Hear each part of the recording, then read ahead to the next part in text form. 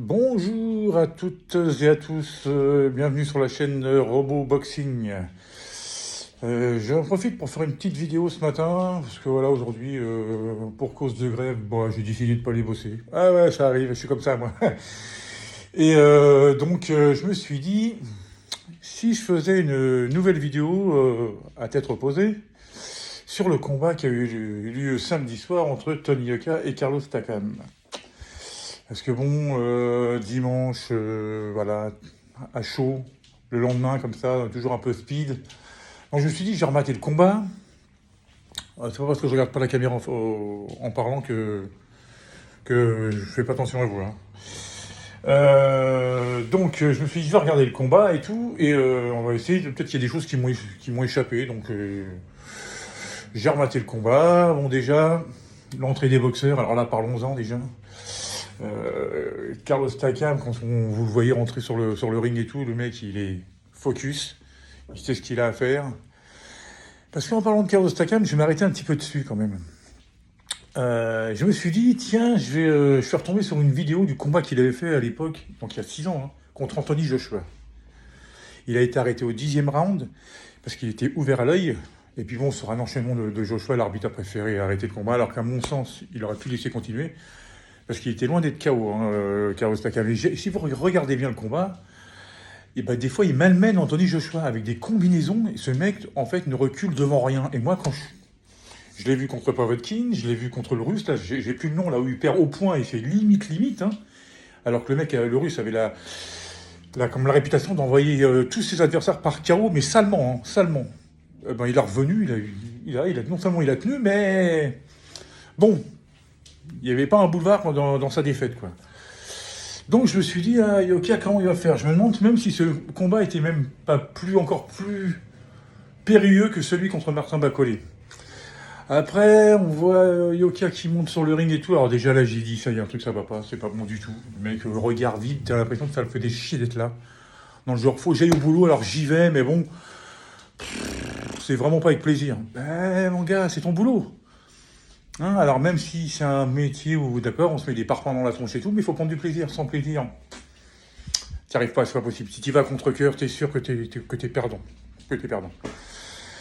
Donc voilà, après, je me suis dit, bon, quand même, il y a eu 2 juges, hein. Alors déjà, le juge, là, je sais pas où est-ce qu'il a été chercher la victoire pour Yoka, mais je me suis dit, bon, je vais regarder quand même, hein. Peut-être qu'il y a des rounds qui m'ont échappé, peut-être qu'il y a des coups qui m'ont échappé, peut-être que, voilà.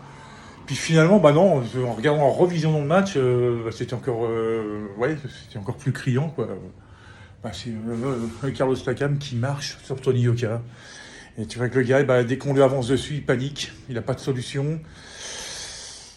Donc voilà, puis en plus il est quand même bien amoché quand même, hein. Il me semble même qu'il est plus amoché à la fin de ce combat-là que je l'avais vu contre Bacolé. Bon là, il avait le nez cassé avant, mais bon là, il s'est pris des sacrés coups. Et puis je pourrais pas faire le passe de ses côtes, hein, parce qu'il l'a martelé de coups aux côtes pendant tout le combat. Là, j'ai vu des combinaisons que j'avais pas fait gaffe en direct, et j'ai fait waouh, d'accord, et il tient debout encore. Alors bon. Maintenant, la suite, c'est un sacré coup d'arrêt, la conquête. Ouais, mais alors la conquête de quoi? Moi, j'ai vu des...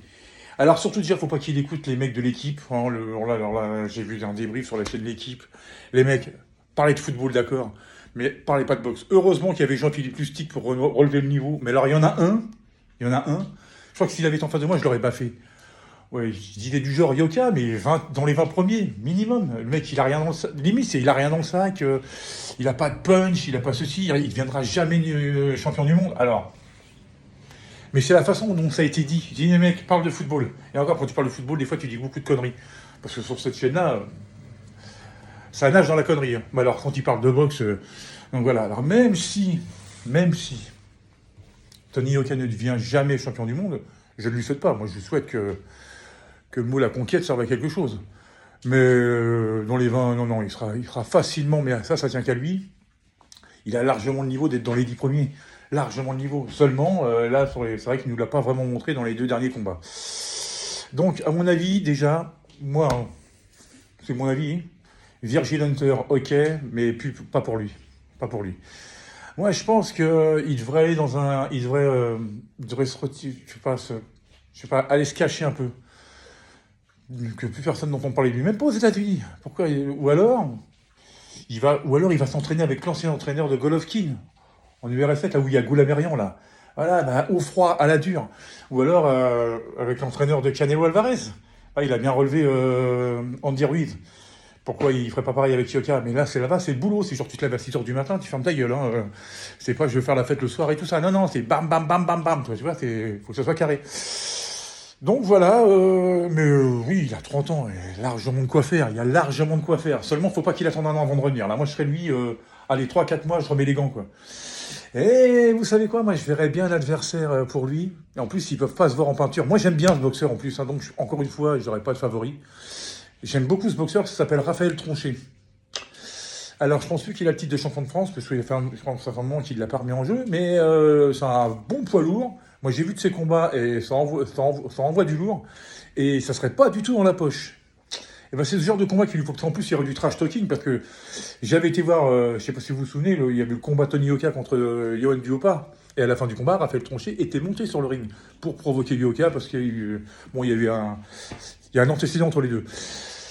Eh ben, comme prochain combat, moi je verrais bien ça. Déjà, ça remettrait Raphaël Tronchet sur le devant un peu de la boxe, parce qu'il le mérite. Hein. Il a pas été. Moi, j'estime que ce gars-là n'a pas été promu comme il devait. Parce que c'est un sacré bon boxeur. Hein. Puis j'aime bien le gars, moi. Puis j'aime bien le personnage. Donc, ça serait vraiment bien. Moi, j'aimerais bien avoir un combat Tony Yoka, Raphaël Tronchet, ouais. Dans 3-4 mois, comme ça serait pas mal. Et ça serait disputé. Et là, bon, malheur au perdant. Et encore une fois, malheur surtout à Tony Yoka, parce que je pense que Raphaël Tronchet n'aura pas de pression quand il va monter. Enfin, si ce combat se fait, hein, évidemment, là, c'est moi qui rêve. Hein. Donc voilà, bah écoutez, voilà, c'était un petit débrief comme ça me tenait à cœur de le faire tranquillement, voilà. Et puis, la prochaine vidéo, ça sera sur Gervonta Davis contre Ryan Garcia, parce que je suis un pro Gervonta Davis. Et je trouve que le petit Ryan Garcia, qui est un excellent boxeur, mais je trouve qu'il parle un peu trop, lui. Donc, enfin, on en reparlera dans la vidéo. Alors, sur ce, je vous souhaite une excellente journée et je vous dis à très bientôt. Et n'oubliez pas de vous abonner, hein, RoboBoxing. Allez, bonne journée à vous.